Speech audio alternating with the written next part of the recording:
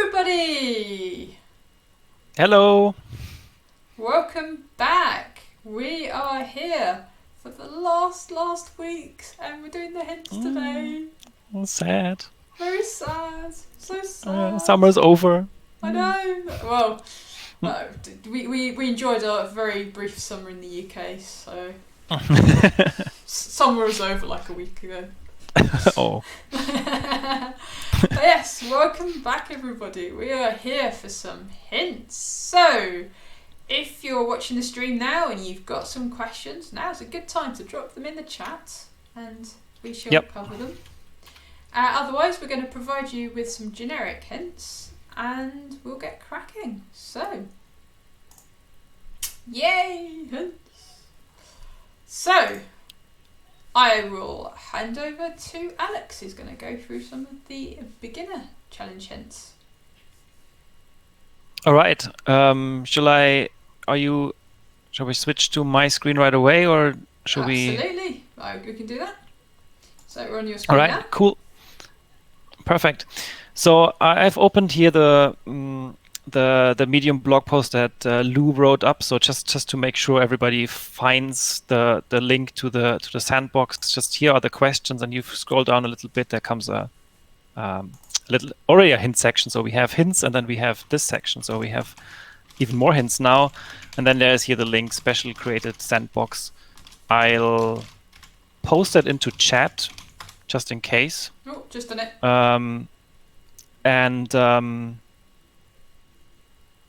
But then if you click that link, you go directly to a sandbox here, and it's OpenStreetMap. You can launch it in browser and explore that. And I did that already. I already created that one. And then once you start it, you come here and are in the in the browser view where you can see your data. You can check it out if everything is in here. We can call the schema, but I don't want to go into this today. But just for the sake of it, executing it here, and then you see everything is what's in there. And what we want to look into today, just for the hints, is the points of interest and the OSM nodes. So these two points are the ones I want to focus on quickly for this hint section, because we asked you, if you remember, the actual distance and the straight line, so as the crow flies, between 2 points, and you had to find out these 2 points. One was a clock, and then the other one was 100 meters away from that. And then we wanted to know how far are these 2 points apart in straight line and is in actual walking distance. So I'm gonna show you how you can do that if you wanna explore the data yourself. So what I'm gonna do is I'll show a couple of distances. So let's start here by going into 2 points of interest, where we have the 1 point of interest and the other point of interest here, and we have P1 does not have to be the same, or mustn't be the same as P2. I want to have the P1 name as a return back. I want to have the P2 name as a return back, and then I want to have the distance between location P1 and P2 location, also between these two location. Between these 2 points of interest, I want to have the locations as, let's call it travel distance between these two. And I want to, let's say, order this by actually travel distance, because I think this makes sense. Descending, so we get, let's say, 25. The top 25, I'm limiting this here, top 25 points of interest that are furthest away from each other. So basically, if you start at the I think that's probably the south entry point, fountain, and go up to the Duke Ellington Memorial, it would take you 4,217 meters. So that's what I if you remember on Monday, I mentioned that the Central Park is 4 kilometers and a little bit in distance. So the maximum distance you can go is probably a diagonal line between 2 points, is between Fountain and Duke Ellington Memorial, and it would take you almost over 4.2 kilometers. If so you that's flew. If you flew, exactly. If you flew, yes, which you cannot do, but if you flew. If we want to limit this further, you can even add here another point and say, okay, we want to get the distance between these two locations, between these two points of interest, mustn't exceed a certain value. So let's say 500, and execute this again. So by then we get all the straight lines between two points of interest that are not further apart than 500 meters. So you see here the North Meadow Baseball Field 5 and pitch is almost 500 meters apart. You can scroll down some further, and here, for example, the Pilgrim and William Shakespeare, which are two, actually I don't really know what these are, two maybe statues. Yeah, two statues. Yeah, probably, yeah, are 498 meters apart. So I think this is, again, this is more or less what you need to do. I mean, obviously you need to adjust this for our challenge, but I think this should get you where you need to go when you want to do the challenge. And this again is the straight line. If you want to do excuse me, if you want to do connection as you would walk the path, then you would need to do this a little bit differently. And I want to show you how. So again, we go to two different points of interest. P1 double point. No, doesn't like me now. Here we go. Point of interest. And here we specify this a little bit further and say, okay, let's take these two. Let's take the Pilgrim, and P2 William Shakespeare. So we have these 2 points. Then we want to create a path, a shortest path between these two points. So let's say our shortest path is this between point of interest 1 and point of interest 2. And here maybe I should, oopsie. Here's the first point of interest, here's the second point of interest, and here I'm just basically saying any path between these points. I don't care what they are, how they look like, just find a path, and obviously it has to be the shortest one.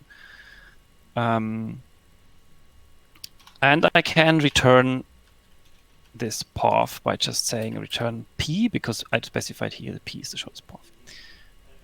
This calculates now. Let me expand this so you can see a little better. And here we go.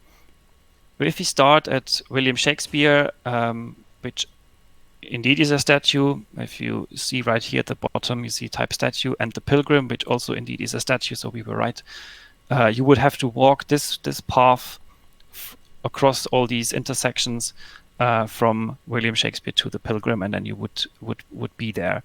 So obviously now you could go in and take your calculators out and calculate all these. I mean, the values is in here, distance, It's a little bit boring, and we don't want to do boring stuff here, so we're not going to do that. So there is a way to do this in graphs in Neo4j, obviously.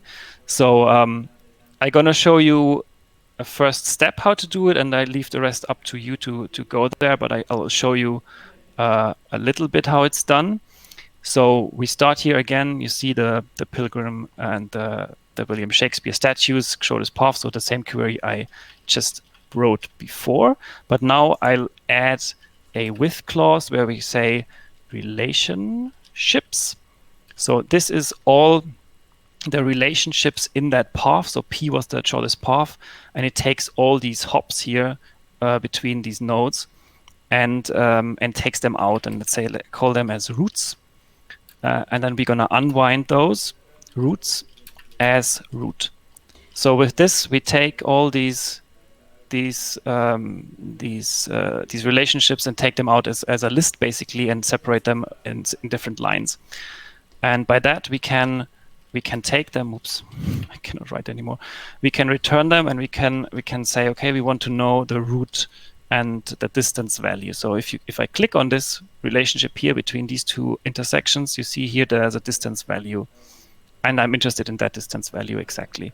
So I say, okay, give me the root distance, and if I execute that, I'll get all the values for the root distances from all these hops I calculated here in the shortest path. And then what you need to do is, obviously, you need to calculate them up, and there is a function in Cypher that lets you do it. It's a sum of all these values. I think you can find that from reading the documentary. And once you have your 2 points, you can calculate that sum.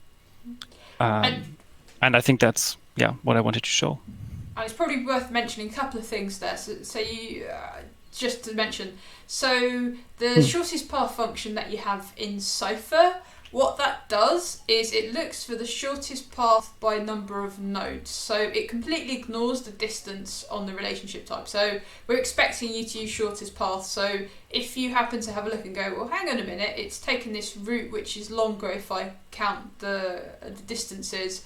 Don't worry about that. So what shortest path does is it completely ignores any weights that you've provided, and it just goes, well, here's a route, that's the shortest path, because it traverses the fewest number of nodes.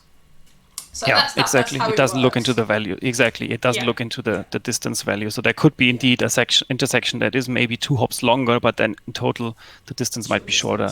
So don't panic. We're going to talk about how we do weighted shortest distance in a moment. So we look at this in Experience Challenge. So for beginners of you who are interested to have a play with that as well, keep watching. Another thing to mention as well is you'll probably notice on Alex's browser where he's done the shortest path, some of those nodes have got 2 relationships. So the reason why that's happening is you will spot in browser you've got a setting which says display relationships if they exist. So what will happen is it will show if you brought 2 nodes up. So let's say I'm just trying to think of two of the nodes that are next to each other, these OSM nodes. So if you brought them up as a query but you didn't ask for the relationship, it would still show that there's a relationship between them. So if we get Alex to quickly click on the settings cog in browser. Yeah. So click on the settings cog, and if you scroll down to the bottom, there's an option that says something along the lines of connect resulting nodes. So if you untick that, and then if you rerun that query, so just press the little, if you press the, I can say you can press the button. Now you'll notice there's only one relationship because the query only brings back one relationship, but because there's a setting in browser that will bring back all relationships between nodes, if those nodes are up, that's what it was showing too. But you can see there we've just turned off that setting temporarily, and you can see there's only one relationship now. So if any of you are wondering why are there 2, now you know. So that's useful to bear in mind if you do a query and you have a bunch of relationships coming back and go, but I only asked for a certain relationship type, it's probably that setting. So that's a good point. It's a useful setting, so if you suddenly realise you're not having relationships between things, you can turn it back on again. Yeah, it's very useful if you just don't specify your relationships like I did. I just said whatever here. Yeah. So I even don't know what kind of relationships are there because my data set is so large. Then I'll just get everything. But if I, like you said, if I know exactly what I want and if I know exactly what kind of relationships I need to see, then obviously I might be confused and say, oh, why do I get these other relationships? I didn't want them. Yeah. Exactly. Yeah. Brilliant. Right, that was a good bit of fun. So guess if you've got any questions, about the Beginner's Challenge, drop them in the chat. We're keeping an eye. Or post them on forum later. Yep. Exactly. And if you don't get around to it and it comes up, post them in the forum. We're keeping an eye. So let's have a look at the Experience Challenge hint. So, for those of you, we upped the ante a little bit. And but it's good fun. It's good fun. This is a totally doable problem. We just do it step by step. And if you remember, we asked you to figure out what would be the shortest route. So not as the crow flies, but actually if you totted up the distances to be able to visit all of the fountains in the Central Park.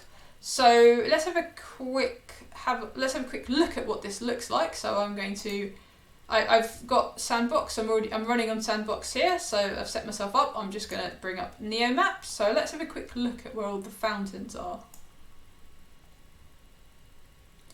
Okay, so I'm just going to quickly get going with this. I'm just going to pop in my query.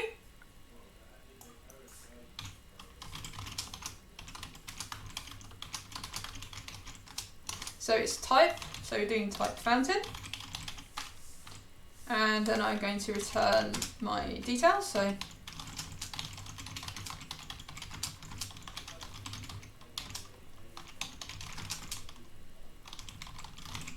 okie dokie, and I'm now going to update the map, and that's going to go away and plot all of my fountains. There we go. That's so cool. I love this. This is brilliant. Yeah. This is brilliant. Maybe we should start all of the Twitch sessions where we try and get everybody to give us their locations in latitude and longitude, and we just plot them up in NeoMap to begin with, and just sort of get world coverage. Yeah.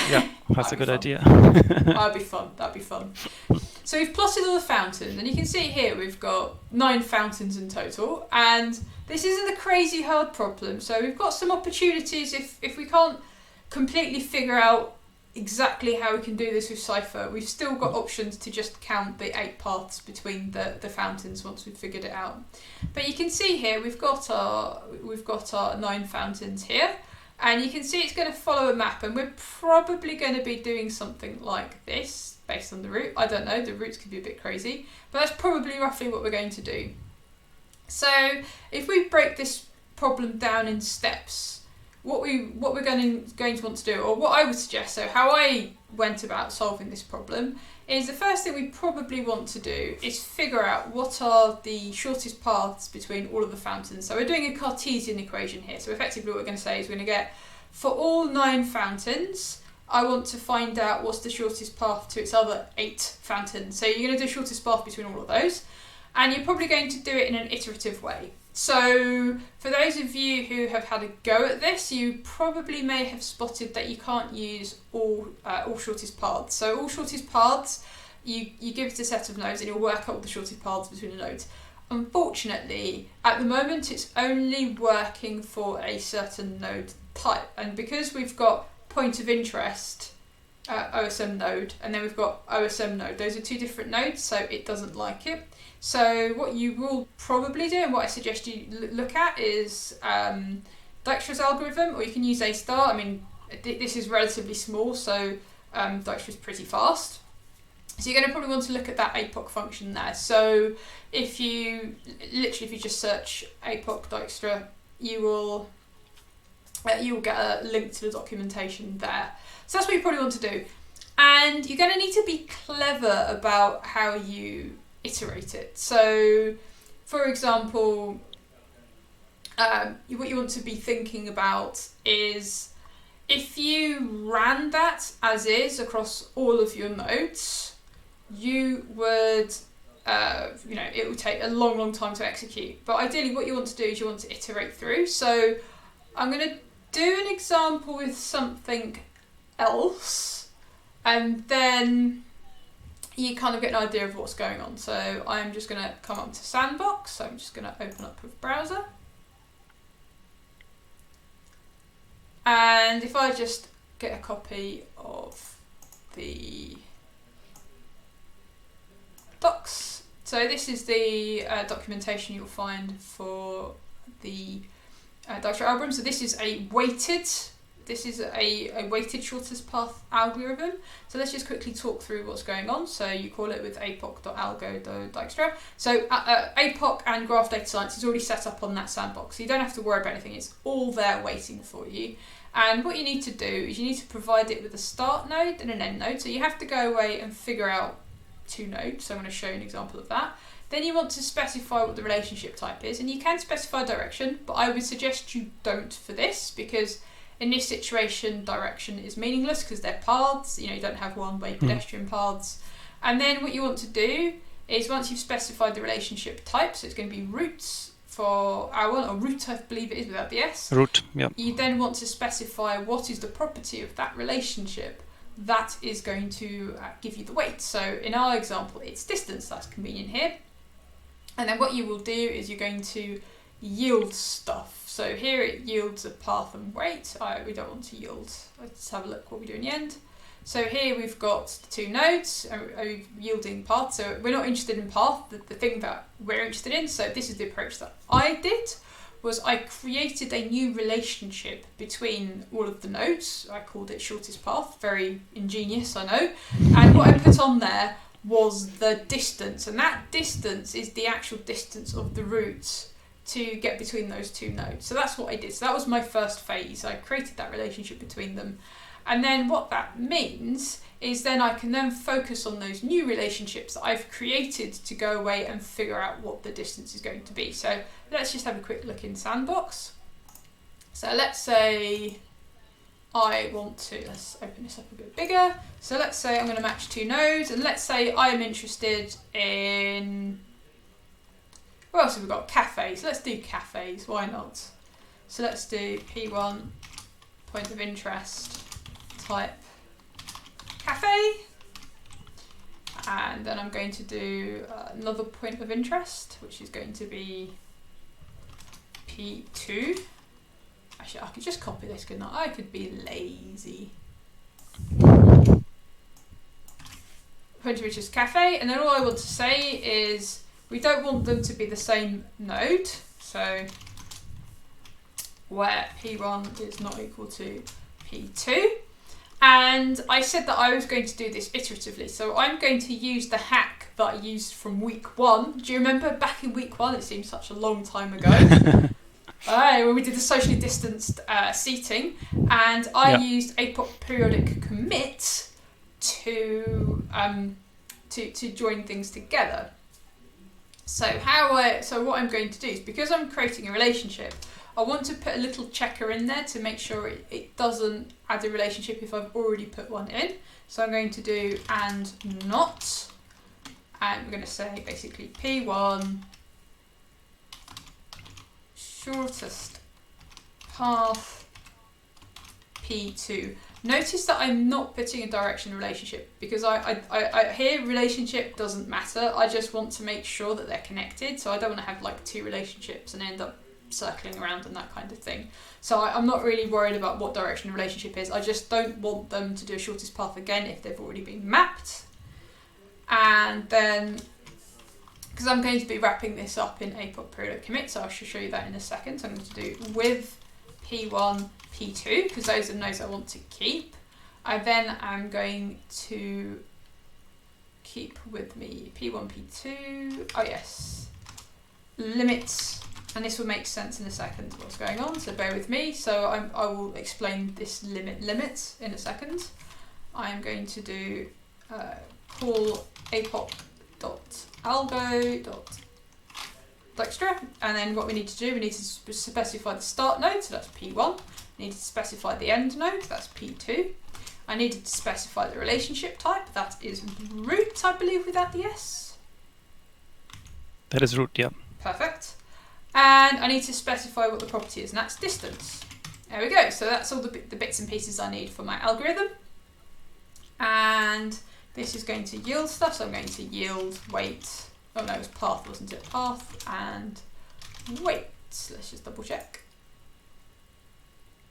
Path and weight. Okay, so I'm not worried about path. I'm interested in the weight though. The weight I want, because weight's going to be the summation of all of those distances, so that I am very interested in. And then with that, I'm going to create a relationship between those 2 points. So create P1, what do I want to call this? Oh yeah, shortest path, that's what I want to call it, because I mentioned it above. Shortest path, P2. So again, I have specified the direction for the relationship, because you have to specify direction for the relationship, but in this context it doesn't matter, and we show it doesn't matter when we're actually doing the read part of the query. So I'm going to create that relationship, and I also need to add a distance in there. So I'm going to add distance. It's going to be our weight. Perfect. Because this is APOC periodic commit, we need to. It has a safety mechanism in there, so that you make sure you've got a safety mechanism in there. So you always have to return a count of something, because as soon as it hits count 0, it knows that's time to terminate. So I'm going to put in return count star. So as soon as it's anything other than 0, you know, it keeps going, and as soon as it hits 0, it stops. And it hits 0 because when it does this match query, once everything has a shortest path connection coming out of it, nothing's going to come back, so it's going to return 0. So that's our query. And I talk about the hack that I'm doing here because I only want to catch the 2 points one at a time. So I'm going to limit this by 1, and this will make the query really fast. So I'm just going to add in my APOC. So I'm going to do call APOC periodic commit, and I wrap that in quotes. So that's my statement. And finish wrapping off in quotes, and then I need to specify my parameter. So we've got limit, that's what we're calling in there, and I'm saying it's a limit of 1, and that is my function. So what I'm doing, so periodic commit, this is my hack to make sure it's only doing 1 pair of points each time, and then here I'm just saying it to do the shortest distance. So I'm going to do this with the cafe, so hopefully this is going to run. Look at that. It ran in 133 milliseconds. I mean, okay, it's only, I think it only had to work out 16 shortest paths, but that's crazy fast. I mean, like, this is why you don't want to brute force it, because you could probably spend hours trying to brute force it, or you can run this and it does it in, it's like, it was quicker for me to read the number than the time it took to execute it. So, so if we bring up shortest path, there we go. Look at that. So we've got all of our cafes connected together, and now that's very interesting because let me just quickly connect. Okay, let me just rerun this. Oh no, okay, it's done that. So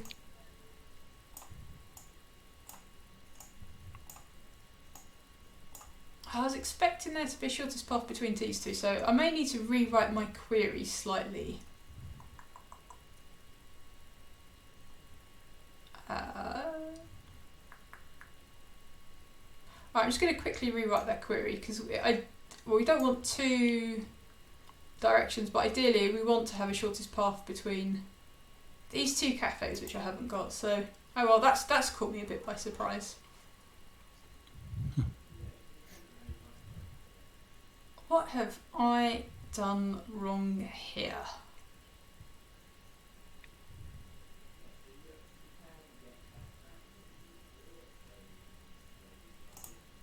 Let's bring this back.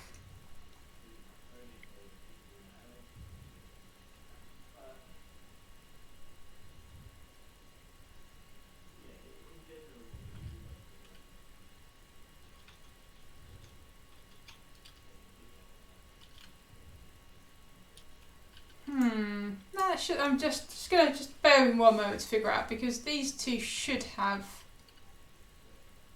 joined, because you'll have an A and a B and they don't. Yeah, P1 shortest path P2. So that's a baffler, I tell you.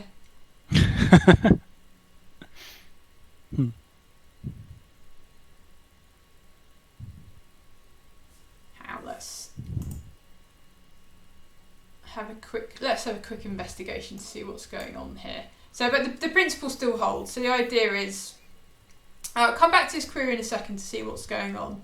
But if we go back to Neo Maps and let's change this to cafe and update map. So the cafe's probably, whoopsie daisy. So the cafe's probably a little bit more. Oh, I only got 4 points in the cafe as well. I'll have to investigate what's going on there. But anyway, so if we then want to say what's the shortest route to map all the cafes, then you can probably, got nothing up there. So you can probably have a little think about what the fastest route might be. So you could probably do a bit of guesstimate. So you're probably going, well, these 3 are probably going to be connected together as the shortest path, and then you'd have to decide, do you go around this way or that. So the thing that I would say about this is, you've got a number of options. So with the fountains one, it's a lot simpler. So if I go back to fountain,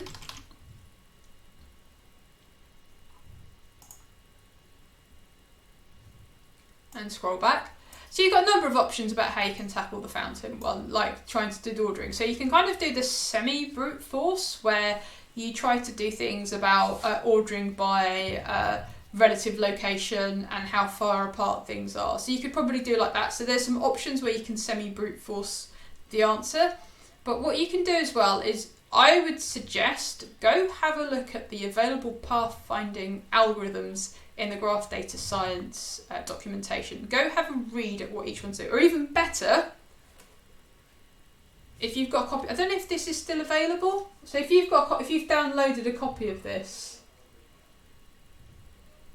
I'm sure many of you have a look in the pathfinding section. Look at the examples and you may find something in there that will magically do stuff for you to make it even easier to count the total distance between the fountains. So I would suggest you have a look at that. So let's have a quick hint. Hint. There's something cool in there that you might be able to use. So check it out and have a look. But you do have the plan B where you can kind of brute force it. So I am very keen to investigate what have I done wrong here, because this should work. So I'm just going to quickly diagnose this on the stream. But we've covered the main points about what to do. And I'm just going to return the points that I've got. So does this return something? Oh, let's get rid of this bit as well. So if you've got any questions that you want us to cover during the stream, so now's a good time to pop them in whilst I find out what's going on here. It's not because of the limit, right? Because you limit it only to run once. It just selects only a limited amount of cafes and then stops. That's not it. No, it should find stuff that it hasn't mapped yet. Because you can see here, there's loads here that it's not mapped. So I'm curious as to why it's not worked. All right, let's try again, because that query should theoretically work. I can't see anything wrong with it. So let's have another go. So let's do. I'm just going to cheat so I can delete this.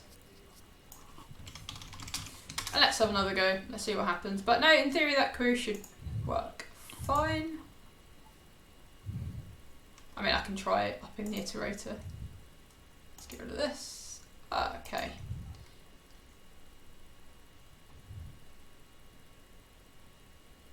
So we saw it returned a load of stuff where it didn't have that. So let's try again. It's only doing 3. That is rather strange. 4 patches. Yeah. What happens if I run it again?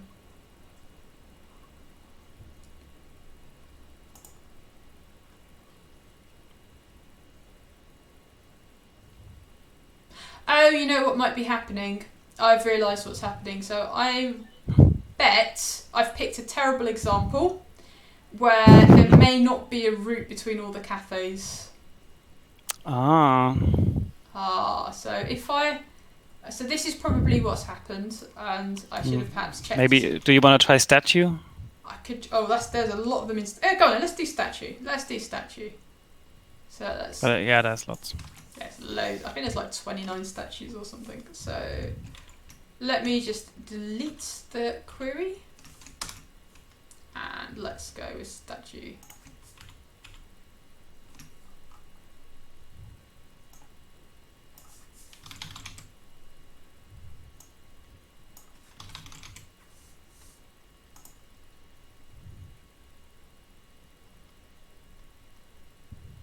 Again, 3 seconds, and it's calculated 276 shortest paths, which is pretty cool.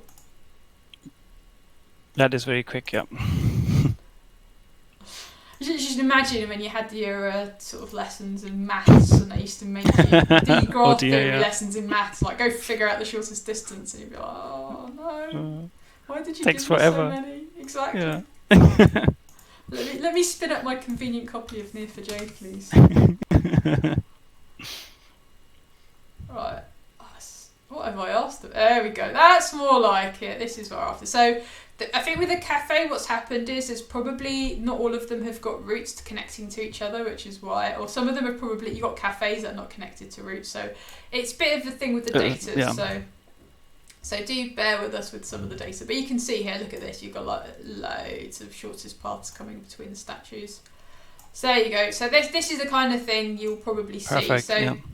so that's the start of your journey, and then what you can do, and this is where you can start to have a play with, you know, how are you going to figure out the. So if you're going down the semi-brute force route of figuring out what's the shortest route, having done this, then you can do things like, I'm just going to be a quick, just do something like this, ooh, inside the brackets. And then what I can do here, I'm just going to close this because obviously it's asking lots to render. And if I do return a.name, b.name, and then I can do r.distance, and I can order by, I don't know, a.name, why not? And then by distance, r.distance.